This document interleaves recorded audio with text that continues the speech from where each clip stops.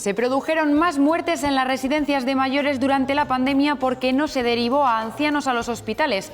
La causa fue el colapso hospitalario. Es la conclusión del informe del Procurador del Común que esta semana ha presentado Tomás Quintana en el Pleno de las Cortes.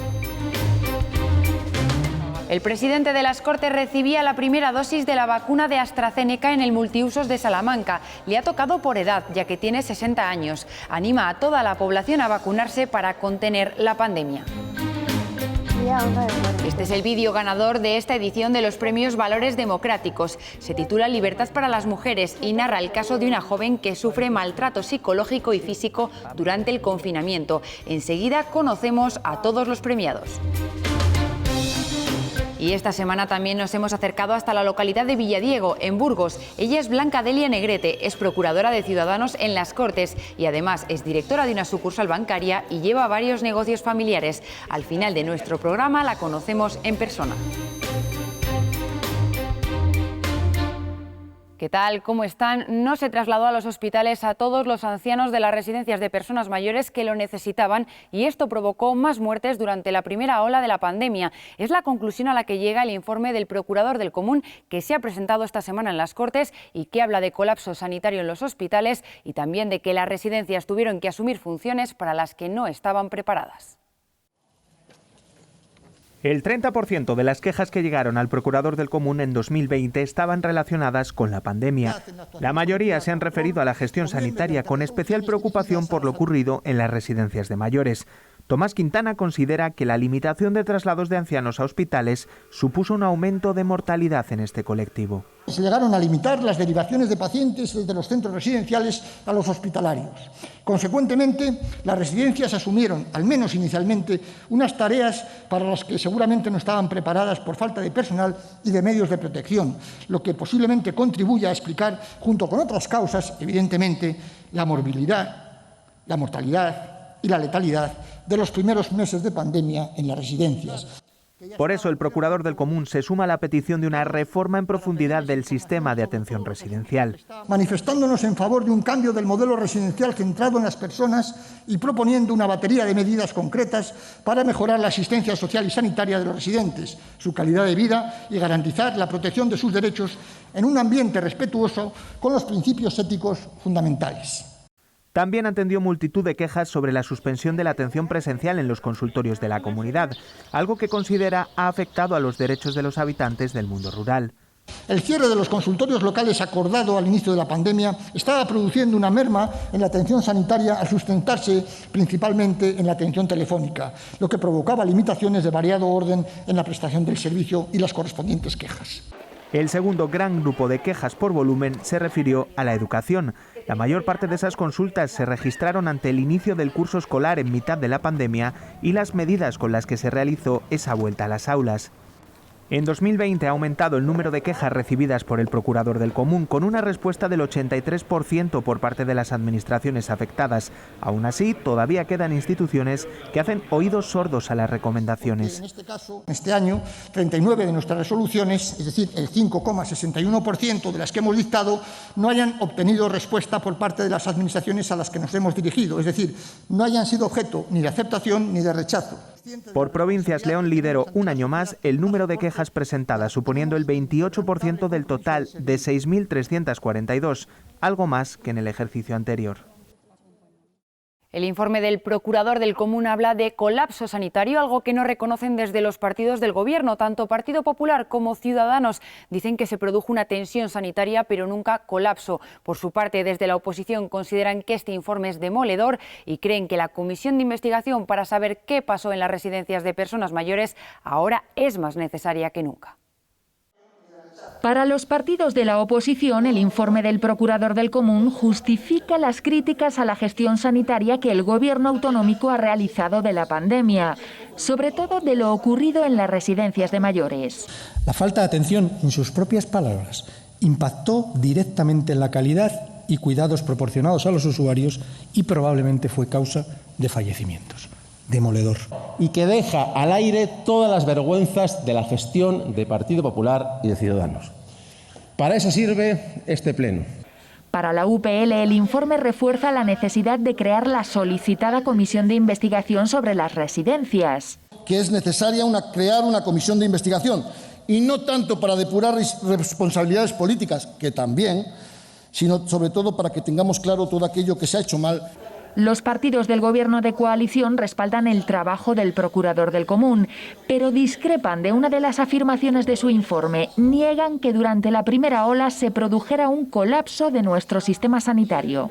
Que en un solo día se ha atendido a 350 pacientes en UCI en la primera ola, 325 en la tercera. Ha habido tensión hospitalaria, mucha, pero ojo, nunca ha habido colapso hospitalario en nuestra comunidad autónoma, que sí, por cierto, ha existido en otras. Que en sus 4 grandes acosos no ha provocado el colapso del sistema, porque nuestra sanidad es robusta. Según Por Ávila, el volumen y contenido de las quejas de 2020 evidencia el hartazgo que existe entre los ciudadanos de la actual forma mayoritaria de hacer política. La realidad que usted nos traslada y que yo también percibo es que la gente está harta. Y sobre todo está harta de sus gobernantes, de las decisiones que se adoptan. Están cansados de escuchar una cosa y al día siguiente la contraria. Vox se queda solo en una crítica frontal al Procurador del Común. Pide la eliminación de esta institución propia. Es una figura totalmente redundante y que debe ser eliminada. Sus funciones y competencias pueden ser asumidas perfectamente por el Defensor del Pueblo. Por el contrario, y para mejorar su labor, desde Ciudadanos se han comprometido a una reforma que permita que no atender a sus recomendaciones suponga sanciones para las administraciones.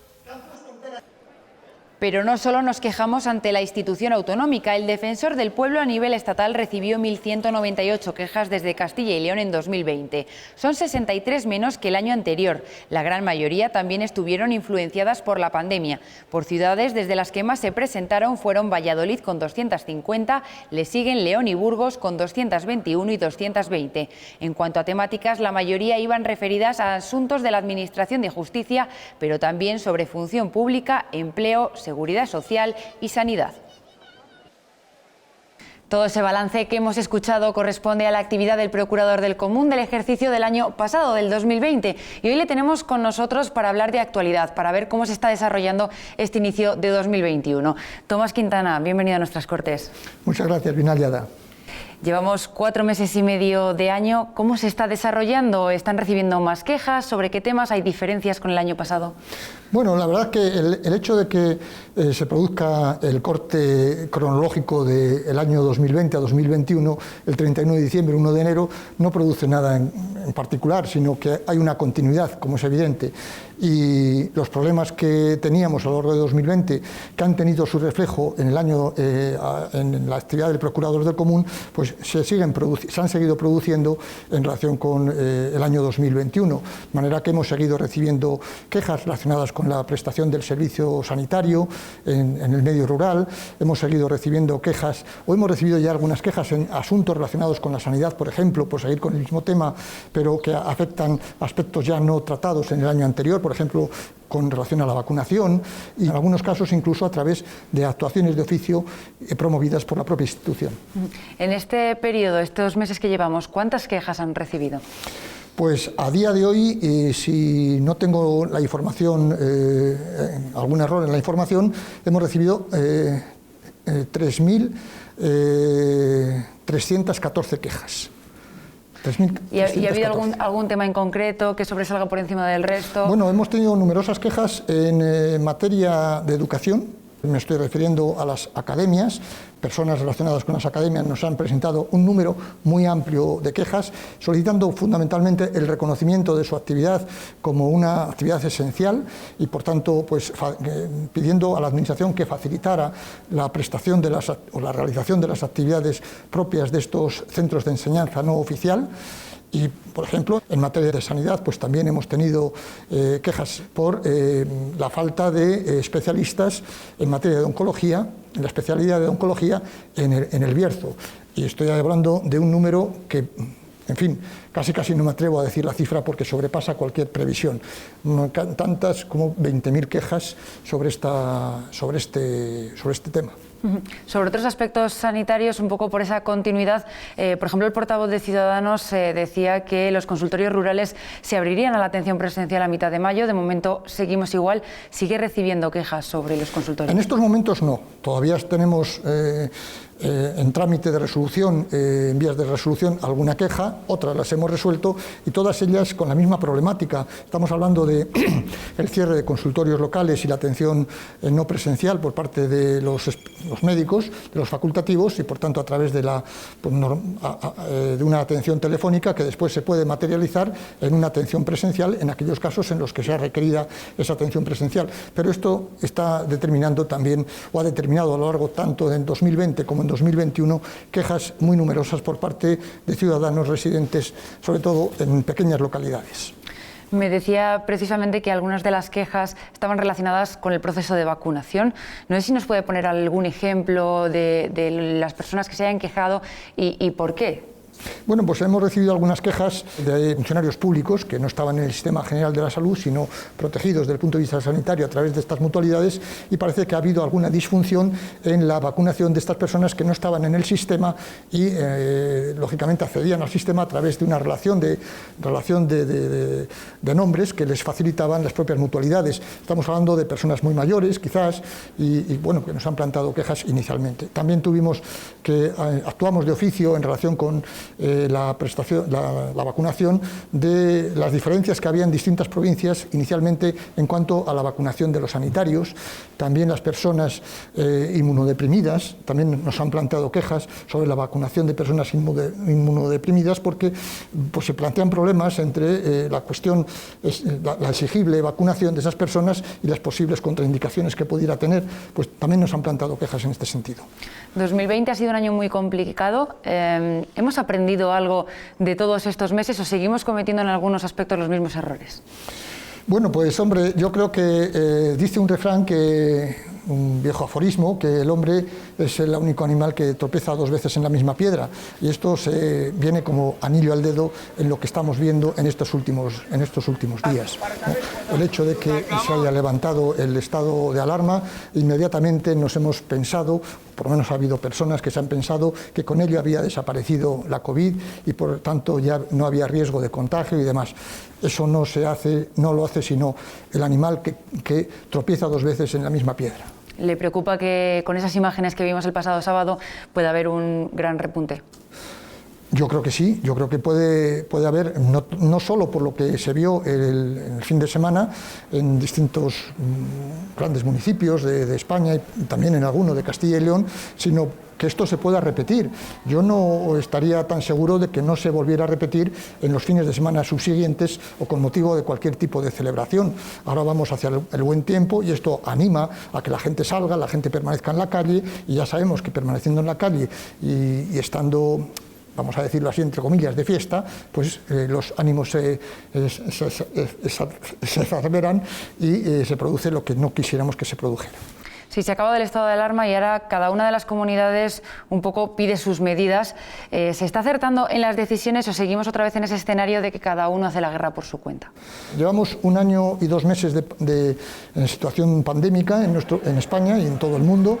Ya tenemos la experiencia de lo que ocurrió desde mayo hasta octubre. Ya tenemos la experiencia de las dificultades que han tenido los gobiernos autonómicos para establecer una serie de medidas, limitaciones al ejercicio de los derechos, sobre todo movilidad y demás, y las dificultades que tiene en un Estado de Derecho que no hay una cobertura jurídica que proporcione la posibilidad de actuar en ese sentido por parte de las administraciones autonómicas. Y esto hemos visto que se va a repetir ahora, en estos tiempos, en este momento, pese a que se ha establecido un mecanismo jurídico, que es un recurso de casación, para que en un tiempo muy limitado pues se pueda resolver cualquier el recurso correspondiente de casación que se plantee ante la anulación de algunas medidas adoptadas por parte de la comunidad autónoma. Esta es una solución que, desde mi punto de vista, pues, es francamente mejorable. ¿Cómo mejorable? Pues haber establecido un marco jurídico general, tiempo ha habido para ello, para dar cobertura a toda esta situación y no recurrir de forma casi reglada a la necesidad de tener que acudir a los tribunales, que sean ellos los que decidan. Bueno, pues con esas posibles soluciones y esos datos de quejas actualizados de 2021, esas más de 3.300 quejas, Nos despedimos. Tomás Quintana, muchísimas gracias por atendernos. Muchas gracias a ustedes, como siempre. Entre los procuradores que ya han recibido la vacuna esta semana le ha tocado al presidente de las Cortes de Castilla y León. Luis Fuentes recibía la primera dosis de AstraZeneca en el pabellón multiusos de Salamanca. Le ha tocado por edad, ahora tiene 60 años. A la salida de esta instalación agradecía la labor de todos los equipos que están trabajando también en fin de semana para inmunizar a toda la población cuanto antes y se mostraba satisfecho con esta primera dosis. Sobre todo esperanzado, porque realmente ya estamos viendo el final del túnel de este año y pico que llevamos de pandemia. El vacunarse es una elección de responsabilidad. Tenemos que vacunarnos. Yo animo a todo el mundo a que se vacune, pero no porque tenemos que vacunarnos para salvar nuestra salud, sino para proteger la salud de quienes queremos, con la que nos toque. Todas son seguras. Libertad para las mujeres es el vídeo ganador de los premios Valores Democráticos de la Fundación Balsaín. El presidente de las Cortes entregaba el galardón a las alumnas de primero de Integración Social del Centro Gregorio Fernández de Valladolid. Basada en un hecho real, narra la pérdida de libertad de una mujer durante el confinamiento. Día 1 de cuarentena. Estoy súper feliz con José y con la nueva vida que estamos emprendiendo juntos. Día 10 de cuarentena. Siento que se ríe de mí. Libertad para las mujeres narra la historia de una joven que se ve atrapada en la convivencia del confinamiento, donde se le infravalora, controla e incluso maltrata. Me he escapado de casa, le he denunciado. Hasta que logra escapar y alcanzar la libertad, tema central de los premios Valores Democráticos de este año. El presidente de las Cortes entregaba el galardón al vídeo ganador. En segunda posición, De todo a nada, también premiado por el público, que narra cómo la pandemia nos privó de todas las libertades que teníamos. Y en tercera posición, Ataduras. A través de la mascarilla refleja la opresión de los meses de confinamiento. La consejera de Educación resaltaba la importancia del trabajo realizado en Valores para estos premios. No hay mejor vacuna contra la intolerancia y las amenazas a la libertad que la inclusión de los valores democráticos como material transversal de la educación.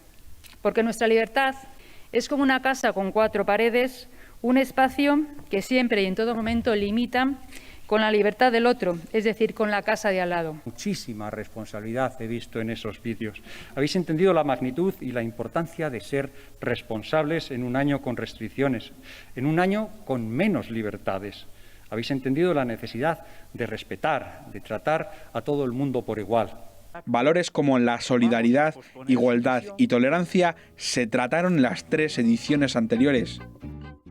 Quedan días para que se inicie el Congreso Internacional sobre el 5º centenario del movimiento comunero. Empezará el martes día 18 y los asistentes podrán apuntarse a través de la página web. Hemos hablado con el director de la Fundación de Castilla y León, que nos cuenta qué se va a tratar en ese congreso, que contará con hasta 17 ponentes principales y con 32 aportaciones académicas individuales. El congreso va a tener un área de historiografía, donde se van a estudiar los aspectos puramente históricos de lo que fue el fenómeno de los comuneros. Va a tener un apartado de propaganda y literatura. Se utilizaba también la incipiente imprenta y los medios de comunicación escritos como armas, y donde vamos a aprender que ya entonces había fake news y se utilizaba la desinformación para confundir al enemigo. Vamos a estudiar los aspectos jurídicos e institucionales, y un último área en el que lo que se va a estudiar es la parte de las ideas políticas. Todo ello, tanto en las ponencias, digamos, de los expertos principales como de los comunicantes, efectivamente se van a publicar en un libro.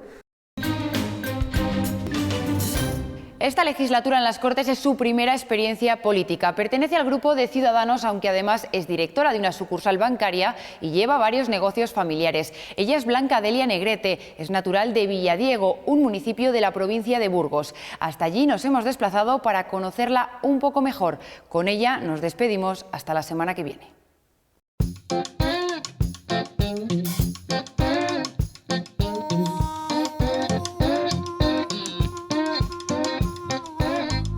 Soy de Villadiego de toda la vida. Nací aquí, estudié aquí hasta mis estudios de instituto y después fui a hacer la carrera a Burgos, que estudié Administración y Dirección de Empresas. Cuando ya estaba acabando la carrera, inicié mis prácticas en Caja Rural de Burgos, en la oficina de Villadiego, y pensé que nunca iba a trabajar en mi pueblo, lo que piensas cuando te marchas a estudiar fuera. Pero casualidades de la vida, me propusieron que me quedara aquí. Con el tiempo pasé a ser la directora de la sucursal y después empecé a ocuparme mucho de los negocios familiares. Siempre he tenido unos ideales liberales muy claros, pero yo nunca había estado en ningún partido político y uno de los mejores amigos y clientes de mi padre un día me llamó y me dijo que, bueno, que guardaba un poco el perfil de lo que buscaba el partido, una mujer en un entorno rural, formada. Y no me lo había planteado nunca, pero como soy una persona bastante inquieta, me pareció como dar un salto hacia algo que si no, nunca iba a tener la oportunidad de conocer y me atreví y aquí estoy. Es un mundo apasionante, me encanta, es algo muy nuevo para mí, estoy aprendiendo muchas cosas que humildemente intento aportar lo que yo sé o mi punto de vista de la vida. Fundamentalmente mi objetivo es que al mundo rural se le ayude, pero de verdad, no con demagogia, con frases hechas, que de verdad hagamos todos un esfuerzo porque las empresas y las personas que quieran seguir viviendo en los pueblos puedan hacerlo de forma digna. Ir de paseo al campo, fundamentalmente. Desde luego, sin lugar a dudas, para mí Instagram. Pues como es lógico, como he nacido en una familia del motor, el coche. Yo soy una gran defensora y usuaria del comercio tradicional. Todo lo que puedo comprar, lo compro en mi pueblo. Pues ahora mismo es un libro que es el de Cómo dormir sin llorar, porque he sido mamá hace poco y ando en esas. En papel, sin lugar a dudas. Salvaje, de Russell Crowe, que me encanta. A la playa, aunque a mi marido le duela. Podría y debería, aunque por desgracia cada vez paso menos horas sin el móvil encima. Pues poder acabar el fin de mi vida profesional en Villadiego con mis negocios familiares y que esto siga siendo un núcleo de vida y de trabajo. Villadiego está a 38 kilómetros de Burgos, tiene 1.500 habitantes censados, es una zona eminentemente agrícola y de servicios. De hecho, hoy estamos en el mercado que se celebra todos los lunes y donde se junta toda la gente de la zona. El referente de Villadiego seguramente sea la plaza porticada donde estamos, que hay un doble soportal, que hay muy pocas plazas en España con doble soportal, y el Arco de la Cárcel, que es una parte de la muralla que queda de Villadiego. Además tenemos dos iglesias, la iglesia de Santa María, que es gótica, y la de San Lorenzo. Y después, muy a resaltar, tenemos dos museos etnográficos, el Museo del Arco de la Cárcel, donde se exponen fundamentalmente obras de pintura, y recientemente se ha abierto un museo del cómic, porque en Villadiego nació y vivió también Pardo, que era el artífice de las ilustraciones del Capitán Trueno. Cuando comenzó la persecución a los judíos, Villadiego se convirtió en una zona franca, por así decirlo, para ellos, y tenían que llevar un distintivo, que eran unas calzas amarillas, y si les paraban, con el dicho de me tomo las de Villadiego, podían venir aquí y estar libres de la persecución. Tenemos dos pequeñas empresas familiares. Una está dedicada al tema del transporte, fundamentalmente transporte escolar, transporte a la demanda, transporte de viajeros. Y luego tenemos la empresa de vehículos, que fundamentalmente es compraventa de vehículos y taller mecánico de reparación. Mi parte es un poco la de la gestión, en la de los autobuses, y en la parte de la venta de coches, la comercial.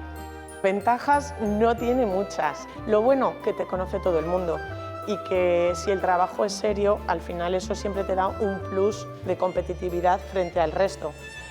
Y lo malo, pues lo sabéis todos, que al final los pueblos cada vez hay menos gente, las comunicaciones no son las mejores, ni por carretera ni por internet. También es un tema cultural. Al final yo creo que la gente tendríamos que concienciarnos o no ver el pueblo como el último recurso en el que cualquier persona puede acabar. Desgravaciones en el impuesto de sociedades y en la renta por vivir en una zona rural y luego que el acceso al suelo sea muy barato para que al final a las empresas les pueda primar el ubicarse en una zona más distanciada o más deprimida. y desde luego Internet de alta velocidad es fundamental. Esta medida me parece demoledora en general. Esos beneficios que la gente podía tener por vivir en un pueblo, al final el bolsillo nos duele a todos y va a ser un problema muy gordo para las zonas despobladas y para las zonas rurales. Porque yo, sin ir más lejos, para ir a Valladolid todos los días, recorro 100 kilómetros por autovía, ida y vuelta todos los días de la semana. Mi deseo no es otro que podamos salir todos juntos de esta lucha contra la pandemia y que esto haya supuesto un punto de inflexión para que todos seamos mejores personas y cuidemos más nuestros pueblos y nuestra comunidad.